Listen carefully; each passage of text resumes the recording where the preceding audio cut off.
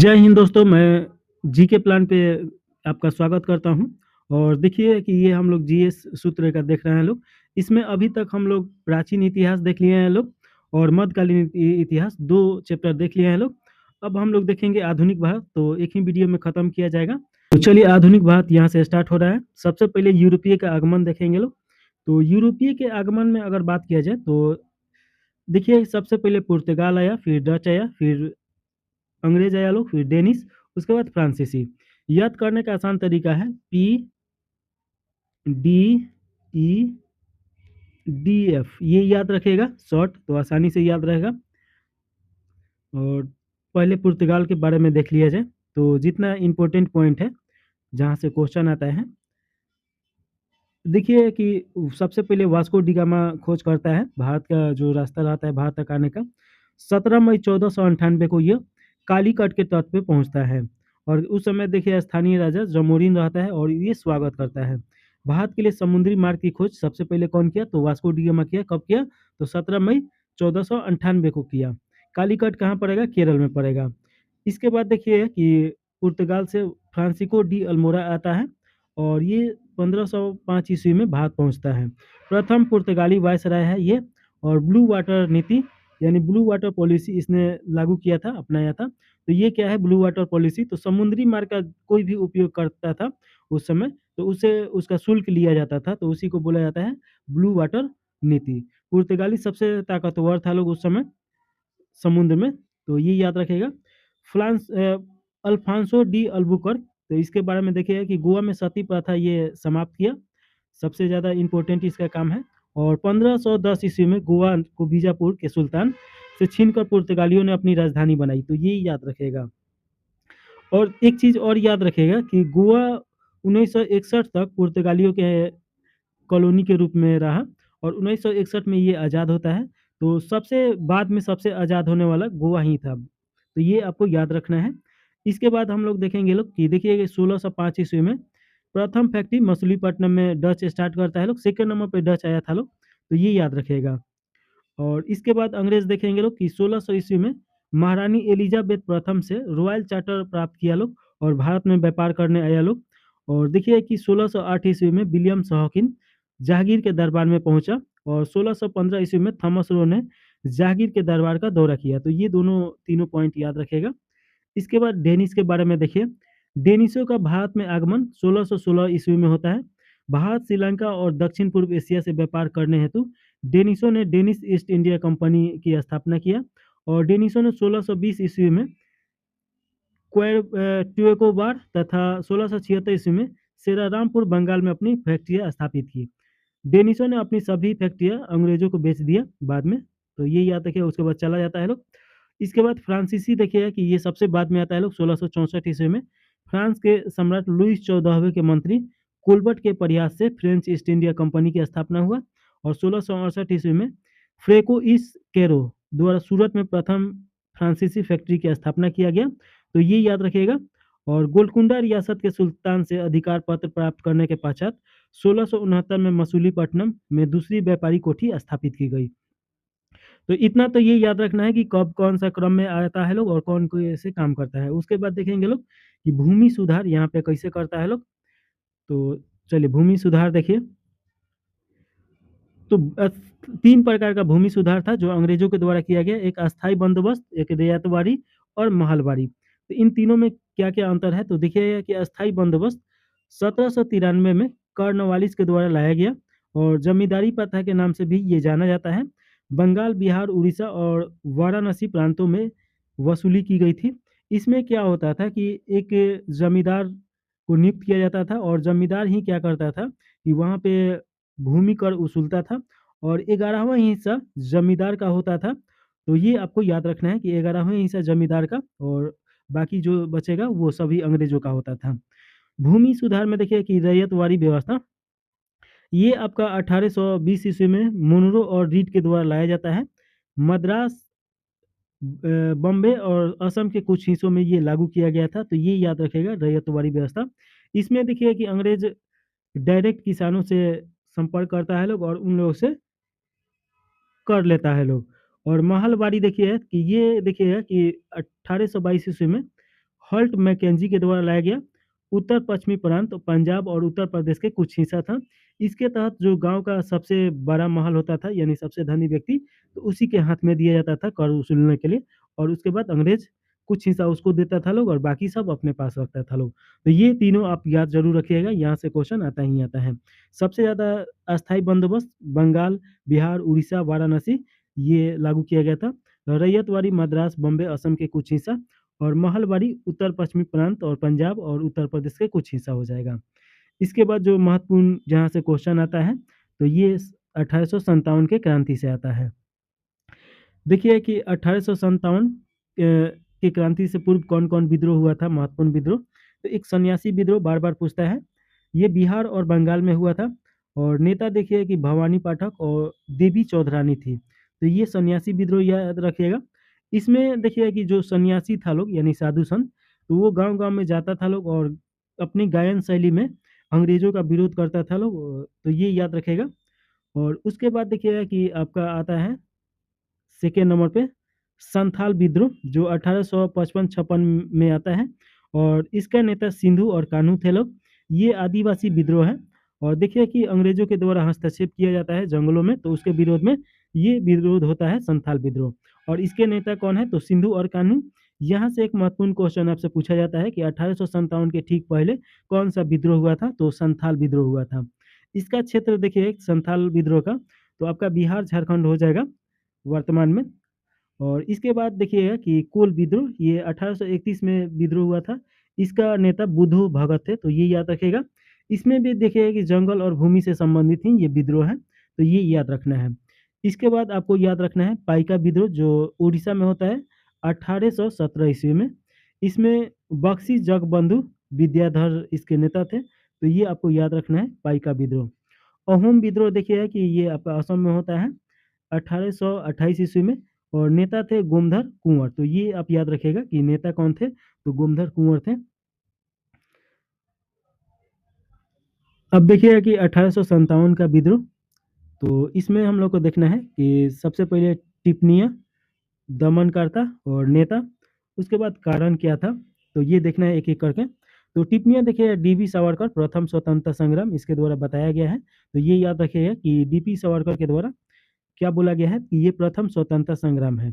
दमनकारी में देखिए कि दिल्ली में जॉन निकोलसन के द्वारा ये दमन किया गया था। लखनऊ में हेनरी लॉरेंस और झांसी में ह्यूरोज के द्वारा ये किया गया था। ह्यूरोज के द्वारा एक कथन किया गया था कि एक ही मर्द था 1857 के क्रांति में, और वो भी लक्ष्मीबाई को बताया गया था, झांसी की रानी। तो ये आप याद रखेगा। नेता में देखिए कि कौन कहाँ पे विद्रोह किया था, तो दिल्ली में बहादुर शाह जफर और बख्त खां, लखनऊ में बेगम हजरत महल, और कानपुर में नाना साहब तात्या टोपे, और जगदीशपुर में कुंवर सिंह जो सबसे इसमें बुजुर्ग थे, 82 वर्ष की उम्र में ये विद्रोह किए थे। और झांसी में रानी लक्ष्मीबाई, तो ये याद रखेगा। कारण का अगर बात किया जाए तो इसका प्रमुख जो कारण था, अगर उसका देखा जाए, ब्रिटिश नेतृत्व, गवर्नर जनरल कैनिंग तथा इंग्लैंड का पीएम पाटसन के द्वारा ये नेतृत्व किया गया था। और हड़प सिद्धांत का यहाँ पे विस्तार किया गया था। 1800 देखिए कि 48 में सतारा को हड़प किया गया, 1849 में सबलपुर और जैतपुर को, 1853 में झांसी को हड़पने का कोशिश किया गया था। इसी के विरोध में ये होता है। और तात्कालीन कारण का अगर बात किया जाए तो मंगल पांडे एक सैनिक रहते हैं, चर्बी मिले कारतूस को मुंह से काटना पड़ता था, जिसके कारण 10 मई 1857 को मेरठ में ये विद्रोह हो जाता है। और मंगल पांडे के द्वारा यहाँ पे दो जो सेना अध्यक्ष रहता है लोग, उनको मार दिया जाता है, बड़े पद पे रहता है लोग, तो उनको मारा जाता है मंगल पांडे के द्वारा। और इसके बाद देखिए कि 13 अप्रैल को तो इनको फांसी दे दिया जाता है, और यहाँ से ये विद्रोह उपज जाता है। नोट में देखिए तात्या तोपे का वास्तविक नाम रामचंद्र पांडुरंग है, जहाँ से क्वेश्चन आता है। भारतीय स्वतंत्रता संग्राम 1857 के सरकारी इतिहासकार सुरेंद्र नाथ सेन थे, यानी SN सेन, तो ये आपको याद रखना है। और देखिए कि 1857 के प्रमुख तथ्य की अगर बात किया जाए, तो 1857 में झंडा गीत की रचनाकार कौन थे, तो अजीमुल्ला थे। तो झंडा गीत किनके द्वारा लिखा गया था, तो अजीमुल्ला के द्वारा। 1857 के विद्रोह के समय तोपखाना का मुख्यालय कहाँ था? तो मेरठ में था। और 1857 ईस्वी के विद्रोह के दमन हेतु गोरखा, सिख और पंजाबी, ये उत्तरी प्रांत सैनिकों ने ब्रिटिश की मदद की थी। तो गोरखा, सिख और पंजाबी, ये याद रखेगा। आगे चलकर इन्हें सेना में भर्ती में प्रमुखता दी गई। रानी लक्ष्मीबाई की मृत्यु पर जनरल ह्यूरेज ने कहा था, भारतीय क्रांतिकारियों में यहाँ सोई हुई औरत अकेले मर्द थी। तो ये आप याद रखिएगा। और उसके बाद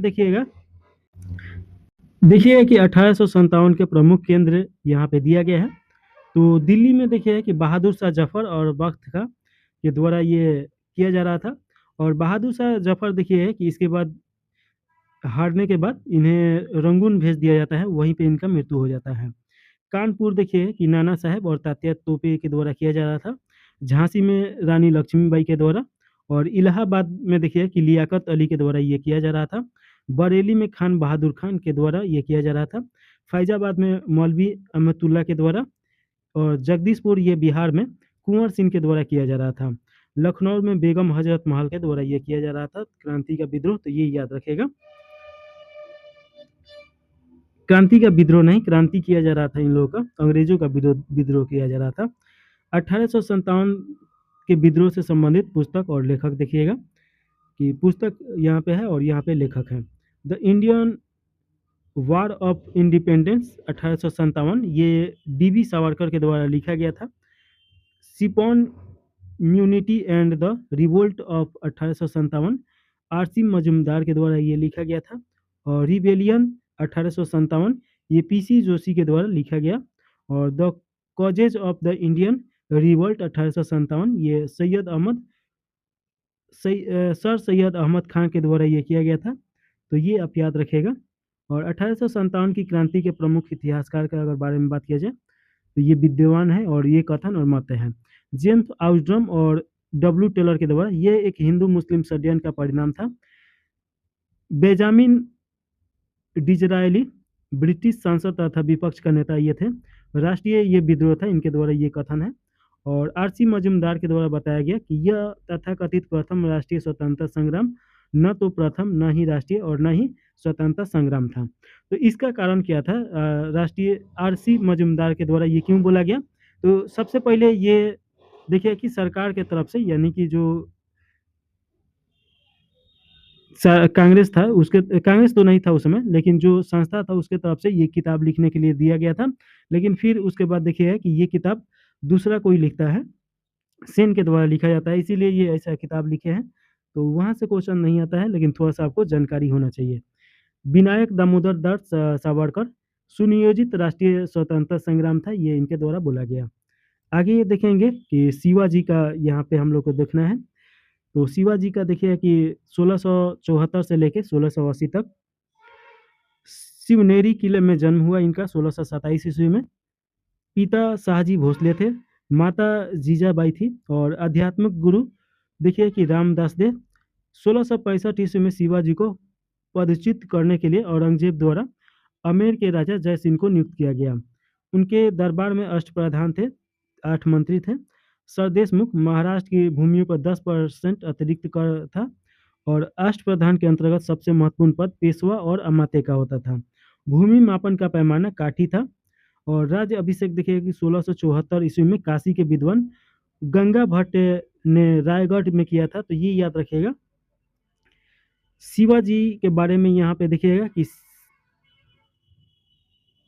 संभाजी शिवाजी के बड़े भाई थे, बड़े पुत्र थे संभाजी। और राजा राम शिवाजी के छोटे पुत्र थे। तो ये याद रखेगा, शिवाजी के बड़े पुत्र का नाम संभाजी था और छोटे पुत्र का नाम राजा राम था। तो ये याद रखना है। ताराबाई के बारे में देखिए कि 1700 ईस्वी में से लेकर 1707 ईस्वी तक राजा राम की पत्नी थी और बेटा शिवाजी द्वितीय थे। तो ये याद रखेगा। शाहजू भोसले या शाहजू याद रखेगा 1707 से 1749 तक मुगल सम्राट बहादुर शाह द्वारा छोड़ा गया और खेरा के युद्ध में ताराबाई को हराया गया। तो ये याद रखेगा। मराठा के बारे में अगर यहाँ से हम लोग देखेंगे लोग, तो बालाजी विश्वनाथ 1713 से लेकर 1720 ईस्वी तक प्रथम पेशवा, मराठों के प्रधानमंत्री। पेशवा मतलब मराठों के प्रधानमंत्री का पद होता था। उपाधि देखिए कि सेना करते, यानी सेना का चिन्ह पेशवा ने इस पद को शक्तिशाली और वंशानुगत बना दिया। सैयद ब्रदर्स किंग मेकर के नाम से जाने जाते हैं।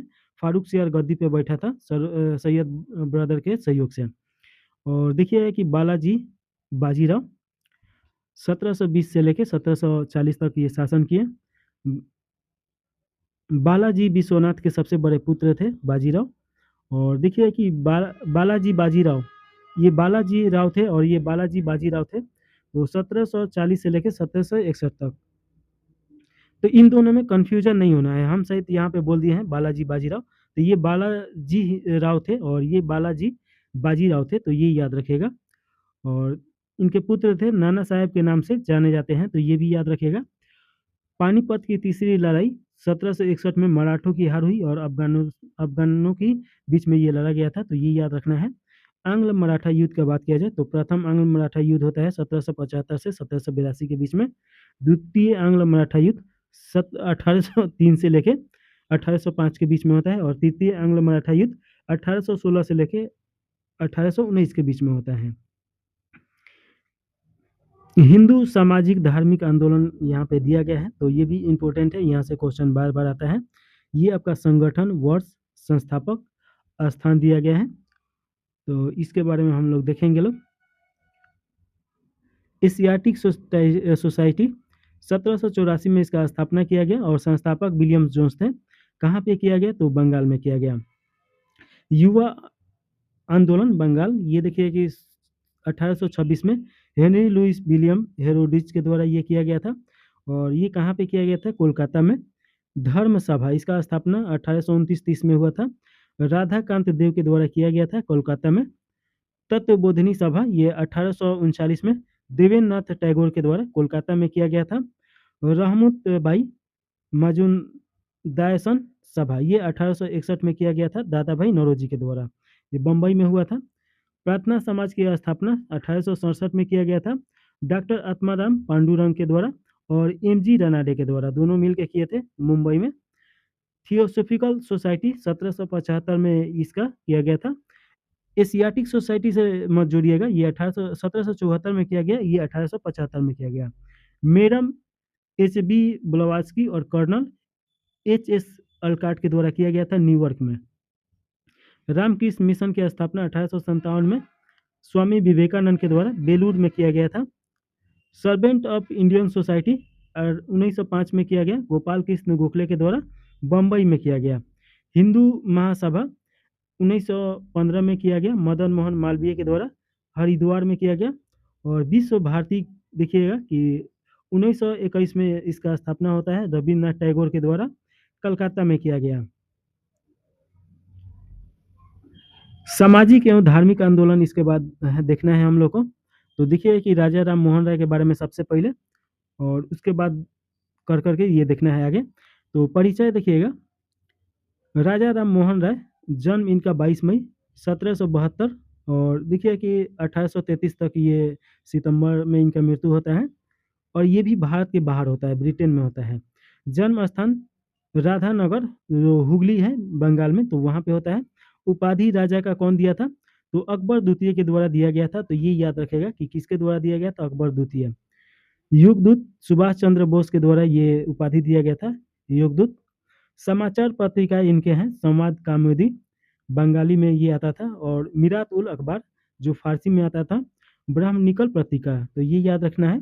पुस्तक है तूफात उल मुआहिदीन और 21वां का उपहार इसे हिंदी में बोला जाता है, तो ये याद रखेगा। प्रीसेप्ट ऑफ जीसस यानी जीसस का उपदेश, ये भी लिखा गया था इनके द्वारा। आत्मीय सभा देखिएगा कि ये संस्था है जो कोलकाता में स्थापित किया गया था। हिंदू कॉलेज 1817 में कोलकाता में, डेवी शेयर की अग्रणी भूमिका था इसमें, तो ये याद रखेगा। वेदांत कॉलेज की स्थापना 1825 में कोलकाता में किया गया। ब्रह्म समाज 1828 में कोलकाता में किया गया। दयानंद सरस्वती देखिएगा कि जन्म 12 फरवरी 1884 में हुआ। और उसके बाद देखिएगा कि जन्म स्थान टंकारा गुजरात में इनका है। और बचपन का नाम मूल शंकर था, तो ये जरूर याद रखेगा। गुरु बिरजानंद थे इनके। और स्थापित संस्था आर्य समाज 1875 में मुंबई में किया गया था। नारा इनके द्वारा दिया गया था वेदों की ओर लौटो, बहुत फेमस नारा है। पुस्तक इनका सत्यार्थ प्रकाशन और पाखंड खंडन। तो ये आप याद रखिएगा, 2 पुस्तक, सत्यार्थ प्रकाशन और पाखंड खंडन। और इसके बाद देखिएगा कि भारत के किसान आंदोलन एवं विद्रोह यहाँ पे दिया गया है, तो एक शॉट में इसे देख लिया जाएगा। आंदोलन, स्थान, वर्ष और नेता। नील विद्रोह पश्चिम बंगाल में होता है 1859 में। विष्णु और दिगंबर विश्वास इसके प्रमुख नेता रहते हैं। चंपारण बिहार में हुआ था, चंपारण आंदोलन 1817 में। गांधी जी प्रमुख नेता थे। खेरा आंदोलन गुजरात में हुआ था 1918 में। गांधी जी और वल्लभ भाई पटेल थे। बारदोली आंदोलन देखिएगा कि ये गुजरात में हुआ है 1928 में। वल्लभ भाई पटेल, यहीं पे इनको सरदार की उपाधि दिया गया था, तो ये याद रखिएगा। और उत्तर प्रदेश किसान सभा उत्तर प्रदेश में हुआ 1918 में।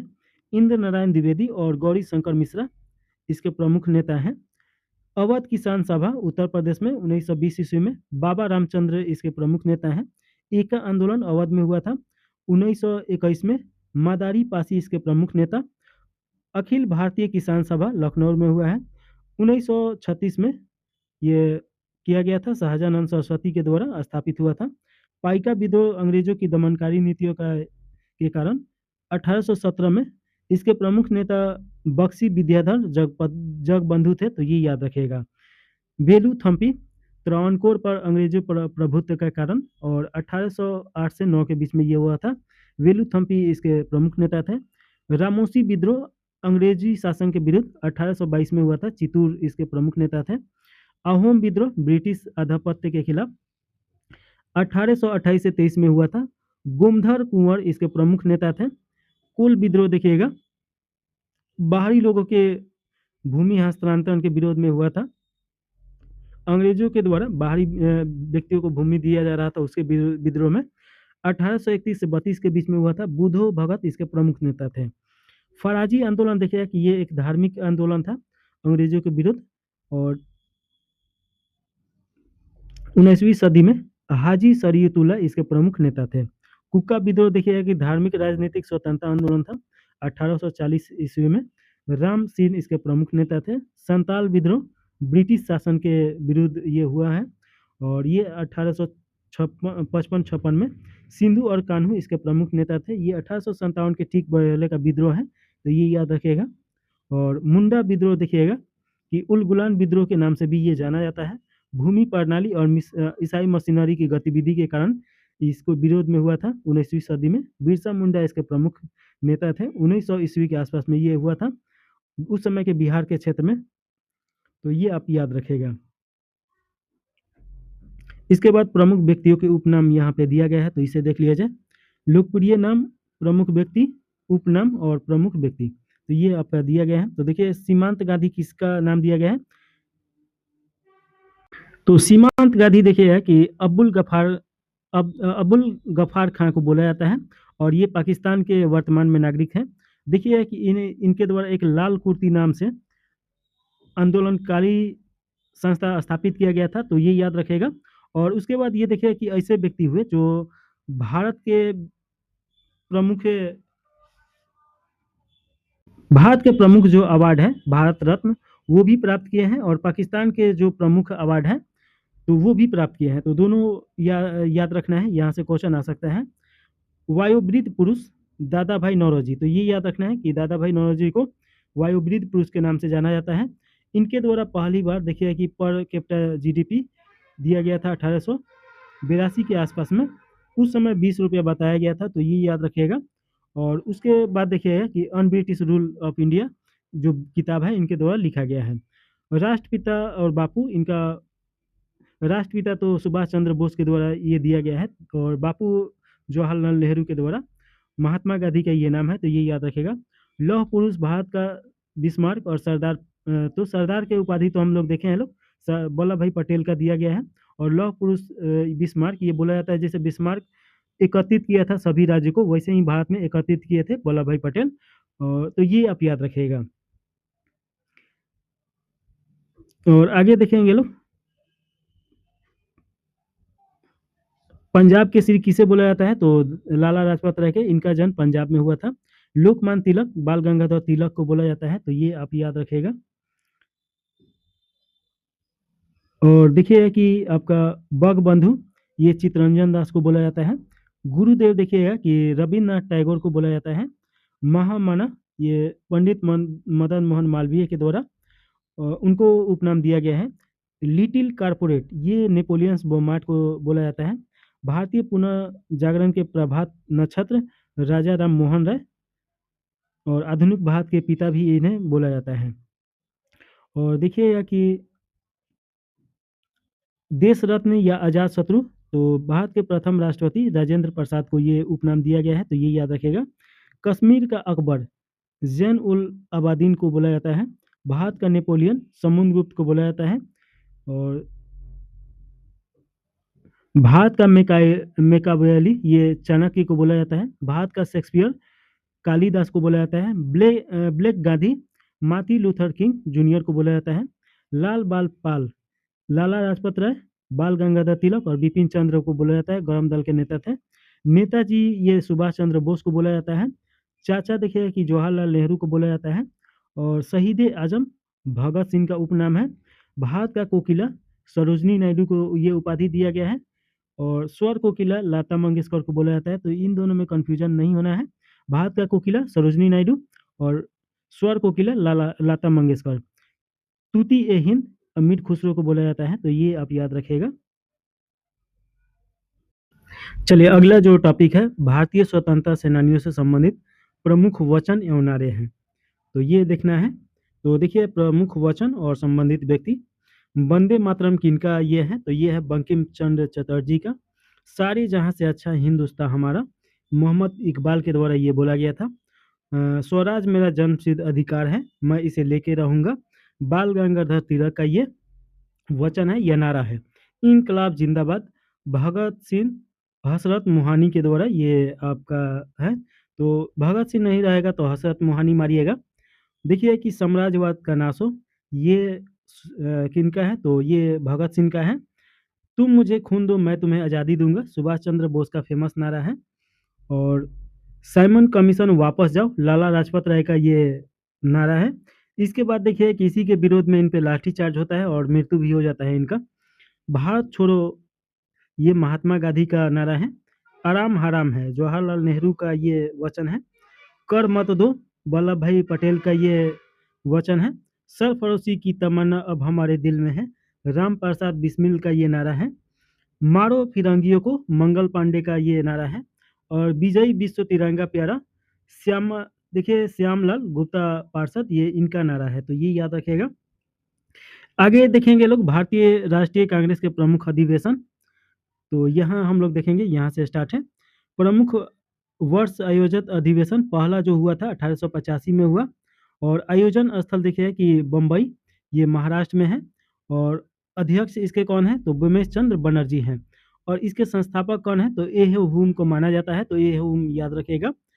आयोजन वर्ष देखिए कि प्रमुख अधिवेशन 1886 ये दूसरा का है, ये कोलकाता में हुआ। और दादा भाई नौरोजी इसके अध्यक्ष थे, तो ये याद रखिएगा। गैर हिंदू सबसे पहली बार दूसरका में, तो ये आपसे क्वेश्चन पूछता है। आयोजन वर्ष प्रमुख अधिवेशन तीसरका देखिएगा 1887 मद्रास में हुआ है। बदरुद्दीन तैयब जी इसके अध्यक्ष थे, तो प्रथम ही मुस्लिम देखिएगा कि तीसरका में बने थे। आयोजन वर्ष प्रमुख अधिवेशन 1888 चौथा हुआ था, इलाहाबाद में हुआ था। वर्तमान में ये प्रयागराज नाम रख दिया गया है। जॉर्ज यूरे तो प्रथम अंग्रेज इसके अध्यक्ष जॉर्ज यूरे बने। और देखिए कि 1896 ये कोलकाता आयोजन हुआ था। और रहमतुल्लाह एमजी रेयानजी इसके अध्यक्ष थे। 1905 में देखिएगा कि ये अधिवेशन बनारस में हुआ था, गोपाल कृष्ण गोखले इसके अध्यक्ष थे। 1906 में देखिएगा कि कोलकाता में हुआ और दादा भाई नौरोजी इसके अध्यक्ष थे। 1907 में सूरत अधिवेशन हुआ था, जिसमें देखिए कि सूरत विभाजन के नाम से भी जाना जाता है, गरम दल और नरम दल दोनों विभाजित हो गया था लोग। तो इसके अध्यक्ष राम बिहारी घोष थे, तो ये याद रखिएगा। और देखिए कि 1916 में लखनऊ अधिवेशन के नाम से जाना जाता है, लखनऊ में हुआ था। और इसमें देखिए कि गरम दल नरम दल फिर से इकट्ठा होते हैं लोग। देखिए कि वंकिम चरण मजूमदार इसके अध्यक्ष थे। अंबिका चरण मजूमदार आयोजन वर्ष देखिए कि 1917 ये कोलकाता में हुआ था। एनी बेसेंट यहाँ की अध्यक्ष थी और प्रथम महिला अध्यक्ष 1917 में बनी थी। ये क्वेश्चन आता है, ये वीवीआई क्वेश्चन है। आयोजन वर्ष देखिए कि 1919 अमृतसर में ये हुआ था। मोतीलाल नेहरू इसके अध्यक्ष थे। और 1920 में देखिए कि नागपुर में ये हुआ था। सी विजया राघवाचारी इसके अध्यक्ष थे। यहाँ से क्वेश्चन आएगा कि 1920 में तिलक फाउंडेशन बनाया गया था। तिलक जी का यहाँ पे मृत्यु हो जाता है। उसके बाद देखिएगा कि आयोजन प्रमुख अधिवेशन 1920 विशेष शास्त्र बुलाया गया था जो तिलक जी के मृत्यु के बाद। ये कोलकाता में हुआ था। तो देखिए कि 1920 में 2 बार आयोजन हुआ, एक नागपुर में, दूसरा का कोलकाता में। लाला लाजपत राय इसके अध्यक्ष बनते हैं। आयोजन वर्ष प्रमुख अधिवेशन 1924 में होता है बेलग्राम में। और गांधी जी के द्वारा एकमात्र जो अध्यक्षता संभाली गई थी ये 1924 में बेलग्राम कर्नाटक में पड़ेगा। तो ये जरूर याद रखिएगा। आयोजन वर्ष देखिए 1925 में ये कानपुर में हुआ था। सरोजनी नायडू के द्वारा ये अध्यक्षता संभाली गई थी, प्रथम भारतीय महिला के द्वारा। दो चीज आपको समझना है, एक 1917 में सबसे पहले किसी महिला के द्वारा अध्यक्षता किया गया था, लेकिन वो भारतीय नहीं थी।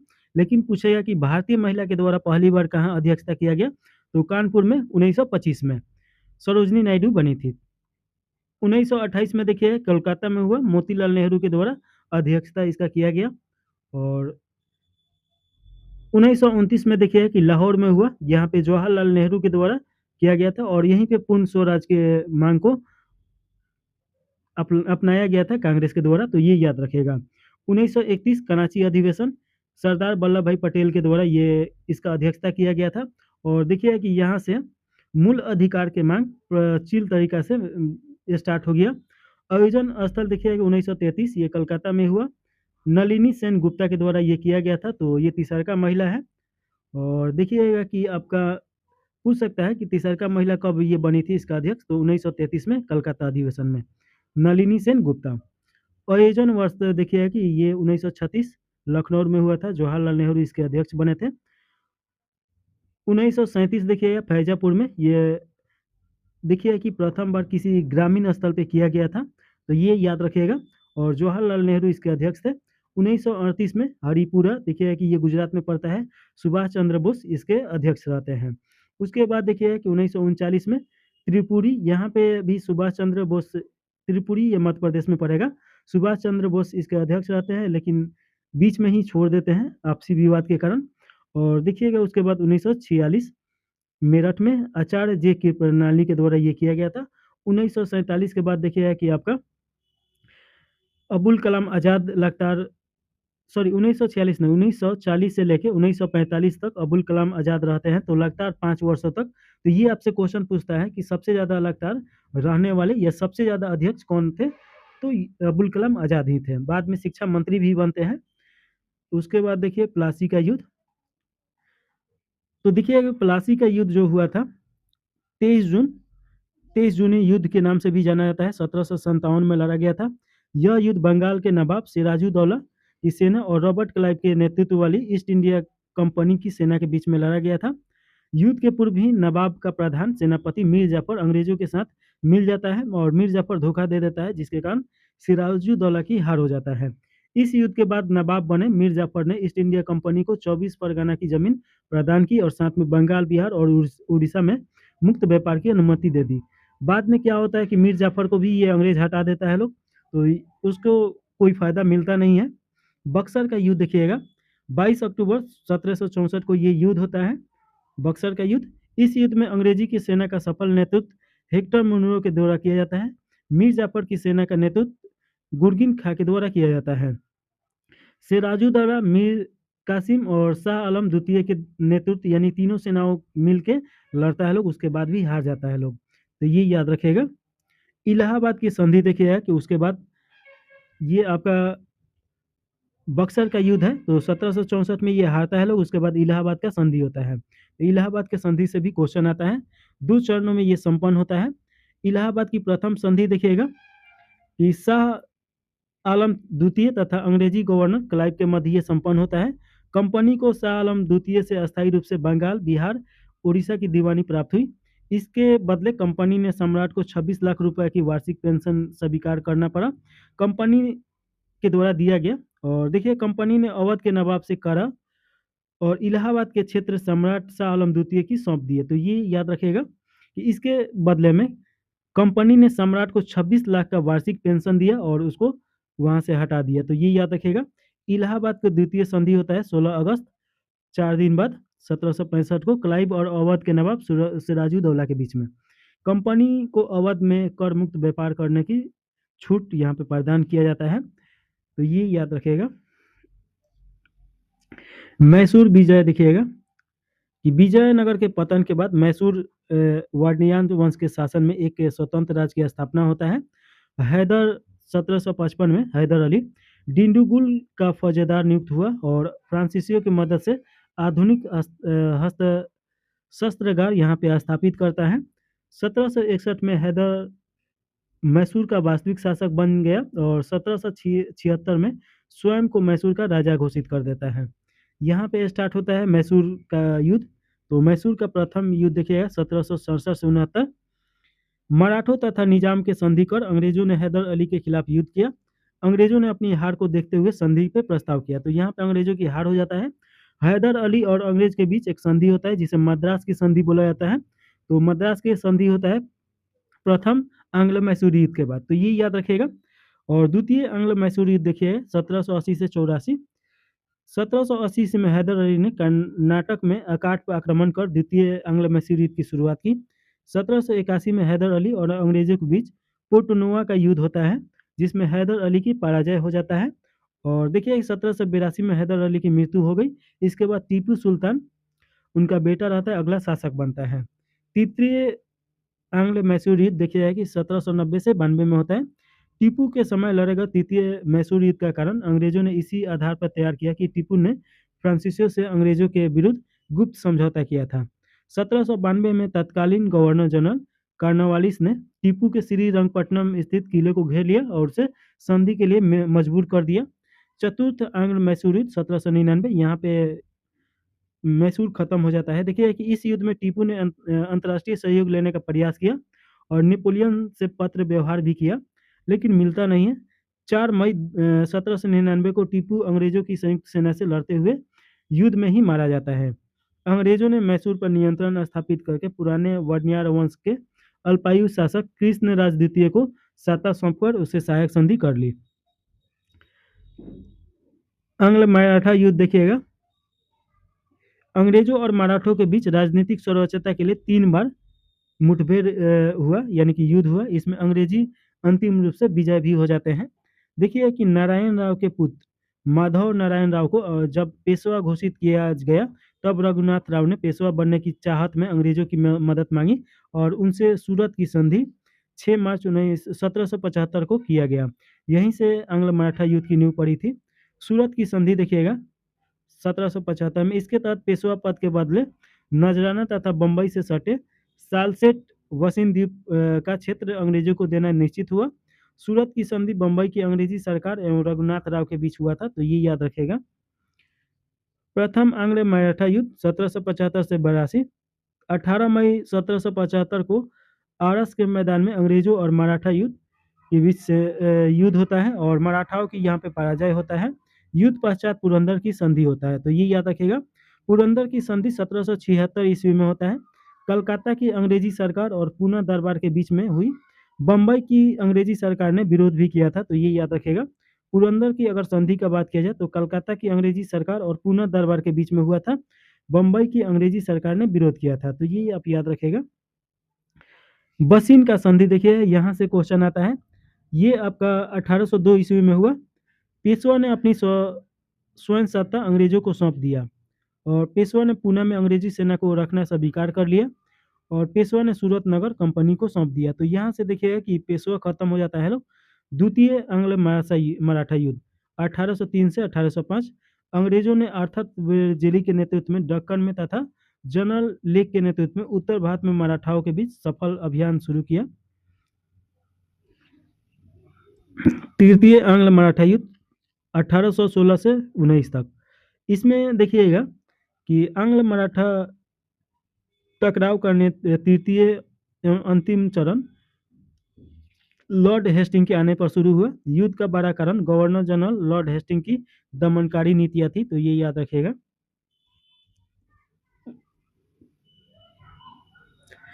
अंग्रेज तथा मराठों के बीच हुई महत्वपूर्ण संधियां यहाँ से क्वेश्चन आएगा ही आएगा, तो जरूर याद रखेगा। देखिए कि संधि सूरत की संधि कब हुआ? 1775 ईस्वी में। संधि पक्ष रघुनाथ राव अंग्रेजों के बीच में हुआ था। और उसके बाद देखिए सालाबाई की संधि 1782 में होता है, 7 वर्ष बाद। संधि पक्ष में देखिए कि सिंधिया की मध्यस्थता से पुनः दरबार तथा अंग्रेजों के बीच में हुआ था। बसीन की संधि ये सबसे शर्मनाक था, 1802 में हुआ, बाजीराव द्वितीय और अंग्रेजों के बीच में ये होता है। संधि देखिएगा कि वेलगाम की संधि देवगांव की संधि है, 1803 में हुआ। संधि पक्ष भोसले और अंग्रेजों के बीच में होता है। सुरजी अर्जुन गांव की संधि ये 1803 में हुआ। संधि पक्ष देखिए सिंधिया और अंग्रेजों के बीच में होता है। 1805 में राजपुर घाट की संधि होलकर और अंग्रेजों के बीच में होता है। नागपुर की संधि 1816 में हुआ, भोसले और अंग्रेजों के बीच। ग्वालियर की संधि 1817 में सिंधिया और अंग्रेजों के बीच में होता है। पूना की संधि 1817 में बाजीराव द्वितीय और अंग्रेजों के बीच।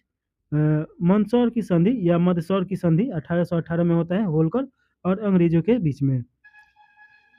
देखा जाए गांधी जी का प्रादुर्भाव, यानी गांधी जी के जितना यहाँ पे आंदोलन है और उनके बारे में, तो सबसे पहले गांधी जी के बेसिक जानकारी देख लिया जाए। यहाँ पे उनका जन्म 2 अक्टूबर 1869 को गुजरात के पोरबंदर में होता है। राजनीतिक गुरु गोपाल कृष्ण गोखले हैं, तो ये याद रखिएगा। अहमदाबाद में साबरमती आश्रम की स्थापना इनके द्वारा किया जाता है। 1915 में केसर ए हिंद की उपाधि इनको दिया गया, तो ये याद रखिएगा। और वर्ष देखिएगा कि 1919 का वर्ष। रॉलेट एक्ट के खिलाफ रॉलेट सत्याग्रह उनके द्वारा किया जाता है, सर सिडनी रॉलेट की अध्यक्षता में, तो ये याद रखेगा। इस एक्ट के द्वारा ब्रिटिश सरकार द्वारा किसी भी व्यक्ति को बिना मुकदमा चलाए जेल में बंद किया गया। भारतीय जनता ने इसे काला कानून कहा गया, तो ये याद रखेगा। और इसके खिलाफ रॉलेट एक्ट आंदोलन स्टार्ट करते हैं गांधी जी, तो ये भी याद रखना है। और उसके बाद देखिएगा वर्ष 1915 में 9 जनवरी को ये दक्षिण अफ्रीका से लौटते हैं, तो ये 9 जनवरी दक्षिण अफ्रीका से लौटते हैं, इसका पहले का नहीं बताया गया है। देखिए कि 1900 बोल रहे हैं आपका 1892-93 में ये गुजरात से जाते हैं, कहाँ पे? तो दक्षिण अफ्रीका में जाते हैं। एक अब्दुल्ला नाम के व्यक्ति रहते हैं जो उनका केस लड़ने के लिए ये दक्षिण अफ्रीका जाते हैं। वहाँ पे इनके द्वारा 1909 तक रहते हैं और उसके बाद यहाँ पे आते हैं। वहाँ पे बहुत सारा इनके द्वारा स्थापना भी किया जाता है, तो उसके बारे में डिटेल में देखा जाएगा। यह आगे हो सकता है कि दिया गया हो। 9 जनवरी को इसीलिए जब भारत लौटते हैं तो प्रवासी दिवस मनाया जाता है, तो ये याद रखिएगा। देखिए कि 1917 में चंपारण सत्याग्रह, राजकुमार शुक्ला ने इन्हें 3 कठिया प्रणाली के खिलाफ आमंत्रित किया था चंपारण आने के लिए, तो ये जाते हैं वहाँ पे। वर्ष 1918 में देखिए कि अहमदाबाद मिल हड़ताल, अनसुनिया साराभाई ने उन्हें आमंत्रित किया था, तो ये याद रखेगा। खेरा सत्याग्रह के दौरान सरदार पटेल से इनका मुलाकात होता है, तो ये भी याद रखना है। प्रमुख घटना का अगर बात किया जाए तो गोलमेज सम्मेलन का बात किया जाए 1930 से लेकर 32 में 3 गोलमेज सम्मेलन में ये एक में भाग लेते हैं, बाकी 2 में नहीं लेते हैं। प्रथम गोलमेज सम्मेलन का अगर बात किया जाए तो 1930 में होता है लंदन में। उद्घाटन ब्रिटेन के सम्राट जॉर्ज पंचम के द्वारा किया जाता है। अध्यक्षता पीएम रेमे मैकडोनाल्ड के द्वारा किया जाता है। द्वितीय गोलमेज सम्मेलन गांधी जी ने भाग लिया जो 1931 में हुआ, और तृतीय गोलमेज सम्मेलन 1932 में हुआ। भारतीय राष्ट्रीय कांग्रेस ने बहिष्कार किया। और तीनों गोलमेज सम्मेलन में भाग लेने वाले एकमात्र भारतीय कौन है? तो अंबेडकर साहब हैं, भीमराव अंबेडकर, तो ये याद रखिएगा। 1929 का लाहौर अधिवेशन देखिए, अध्यक्षता जवाहरलाल नेहरू के द्वारा किया गया, और इसका लक्ष्य क्या था? तो पूर्ण स्वराज था, तो ये याद रखेगा। 26 जनवरी 1930 को प्रथम स्वतंत्रता दिवस के रूप में मनाया जाता है, क्योंकि देखिए कि रावी नदी के तट पे यहाँ पे झंडा फहराया गया था, तो ये याद रखिएगा। कैनिंग देखिएगा कि 1856 से लेके 1862 के बीच भारत का प्रथम वायसराय तथा अंतिम गवर्नर जनरल था। 1857 की क्रांति के समय ये रहता है यहाँ पे। रानी विक्टोरिया की उद्घोषणा 1858 के द्वारा व्यक्तिगत सिद्धांत यानी डॉक्ट्रिन ऑफ लैप्स को समाप्त कर दिया गया। और विधवा पुनः विवाह अधिनियम 1956 लाया गया, जिसमें विधवा पुरुष महिला थी लोग, सॉरी, उनके द्वारा शादी किया जा सकता था। भारतीय परिषद अधिनियम 1861 पोर्टफोलियो प्रणाली की शुरुआत यहाँ पे किया गया, तो ये आप याद रखेगा। एलिगन प्रथम ये 1862 से 63 तक यहाँ पे रहता है। वहाबी आंदोलन का दमनकर्ता के रूप में जाना जाता है। वर्ष 1862 में बम्बई, कोलकाता और मद्रास हाई कोर्ट की स्थापना हुआ। कुछ स्रोतों में 1865 भी बताया जाता है, लेकिन 1862 याद रखिएगा। आपसे क्वेश्चन पूछेगा पहली बार कब किया गया, तो 1862 में किया गया। बम्बई, कोलकाता और मद्रास हाईकोर्ट की स्थापना। मेयो के बारे में देखिए 1869 से 72 प्रथम भारतीय गवर्नर जनरल, जिनकी हत्या शेर अली द्वारा अंडमान निकोबार में किया गया, तो ये याद रखिएगा। भारतीय युवराजों के अध्ययन के लिए अजमेर में मेयो कॉलेज की स्थापना किया गया था, तो ये भी आपको पता होना चाहिए कि मेयो कॉलेज की स्थापना कब किया गया। तो मेयो के समय काल में 1872 में भारत की प्रथम जनगणना यहाँ पे हुआ था। 1872 ईस्वी जरूर याद रखिएगा। इसके बाद 1881 में होता है जनगणना, तो वो भी याद रखना है। देखिएगा लॉर्ड लिटन वायसराय का काल चल रहा है, तो ये लॉर्ड लिटन आपका कब से कब तक था, तो 1876 से 1880। वर्नाकुलर एक प्रेस एक्ट 1878।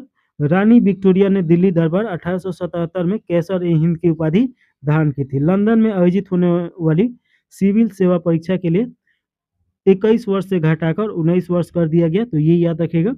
लॉर्ड डफरिन देखिए 1884 से 88 तक रहता है। भारतीय राष्ट्रीय कांग्रेस की स्थापना 28 दिसंबर 1885 में इसके समय काल में हुआ था। डफरिन ने कांग्रेस को मुट्ठी भर लोगों का प्रतिनिधित्व करने वाला संस्था बताया है, तो ये याद रखेगा। कर्जन देखिएगा कि 1899 से 1905 तक रहता है। एंड्रू फ्रेजर के नेतृत्व में एक पुलिस आयोग की स्थापना किया गया 1902 में। विश्वविद्यालय आयोग की स्थापना 1902 में किया गया। विश्वविद्यालय सुधार अधिनियम 1904 में पारित किया गया। भारतीय पुरातत्व विभाग की स्थापना 1905 में बंगाल का विभाजन किया गया, तो ये याद रखेगा। और भारतीय पुरातत्व विभाग की स्थापना किया गया था इसी के काल में। और 1905 में बंगाल विभाजन हुआ, तो ये तो बहुत फेमस है। 1905 में रॉबर्टसन की अध्यक्षता में रेलवे बोर्ड की स्थापना किया गया। तो जो आज हम लोग देखते हैं रेलवे बोर्ड के, तो रेलवे बोर्ड कब स्थापना किया गया, तो 1905 में। मिंटो लॉर्ड मिंटो द्वितीय देखिएगा कि 1905 से लेकर 1910 तक। सूरत अधिवेशन में कांग्रेस का विभाजन यहाँ पे होता है, जिसे सूरत विभाजन के नाम से जाना जाता है 1907 में। लॉर्ड मिंटो सुधार 1909 में ये आया था। और 1906 में ढाका में आगा खां और सलीम उल्लाह खां द्वारा मुस्लिम लीग की स्थापना किया गया, तो ये याद रखेगा।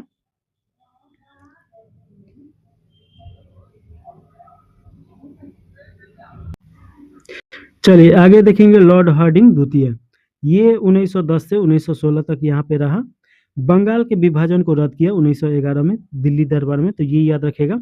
भारत की राजधानी कलकत्ता से दिल्ली स्थानांतरित किया गया 1911 में, तो ये भी याद रखना है। दिल्ली में तृतीय दरबार का आयोजन किया गया। और देखिए कि 1915 में मदन मोहन मालवीय द्वारा बनारस हिंदू महासभा का गठन किया गया, तो ये सभी पॉइंट याद रखना है। चेम्सफोर्ड देखिए चेम्सफोर्ड सुधार, ये 1916 से लेकर 1921 तक यहाँ पे रहा। गांधी जी द्वारा चंपारण आंदोलन 1917। अहमदाबाद मिल हड़ताल 1918। खेरा आंदोलन 1918 में सत्याग्रह किया गया, और उस समय ये यहाँ का वायसराय रहता है। होम रूल लीग की स्थापना 1916 में किया गया। नरम दल और गरम दल के मध्य एकीकरण तथा भारतीय राष्ट्रीय कांग्रेस तथा मुस्लिम लीग में समझौता 1916 में हुआ। जलियांवाला बाग नरसंहार 13 अप्रैल 1919 को घटता है इसी के काल में। असहयोग एवं खिलाफत आंदोलन 1920 में इसी के काल में होता है। रीडिंग का देखिए कि 1921 से 26 चौरा चौरी गोरखपुर की घटना है, 4 फरवरी को ये होता है।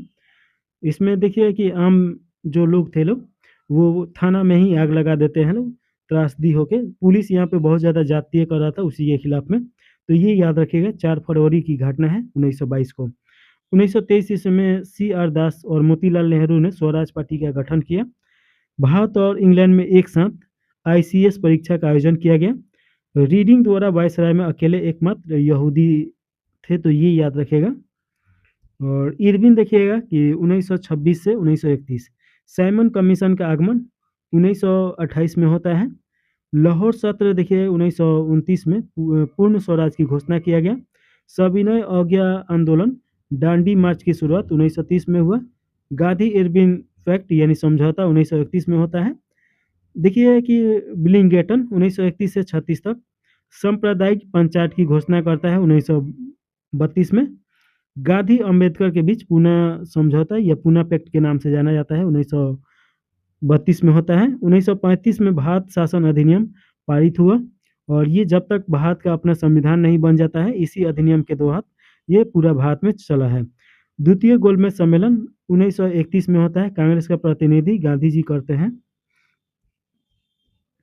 लिन लिनथिंगो देखिएगा कि 1936 से 1944 तक शासन किया, और ये मुस्लिम लीग मुक्ति दिवस 22 दिसंबर 1939 को मनाया गया। कांग्रेस के अध्यक्ष से सुभाष चंद्र बोस का इस्तीफा 1939 में होता है। फॉरवर्ड ब्लॉक का गठन 1939 में होता है। क्रिप्स मिशन 22 मार्च 1942 को हुआ। भारत छोड़ो आंदोलन 1942 में हुआ। वेवेल देखिए कि ये योजना 1944 से 47 में।